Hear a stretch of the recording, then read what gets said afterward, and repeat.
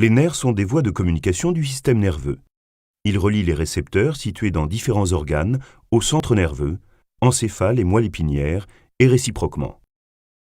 Ils conduisent les influx nerveux de neurones dont les corps cellulaires sont situés dans les centres. À l'intérieur, le nerf est composé de faisceaux de fibres nerveuses sensitives ou motrices, les fascicules. Ces fibres nerveuses sont des axones.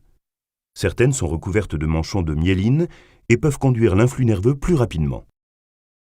Lorsque le neurone est au repos, il existe une différence de potentiel entre l'intérieur et l'extérieur de la cellule, due à une répartition inégale des ions.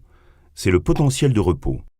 Quand le neurone reçoit une stimulation d'intensité supérieure à une valeur seuil, il génère un influx nerveux ou potentiel d'action qui se propage le long de la membrane.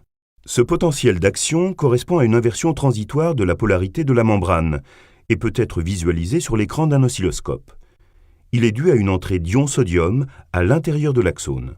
Le retour au potentiel de repos se fait très rapidement, grâce à la sortie d'ion potassium.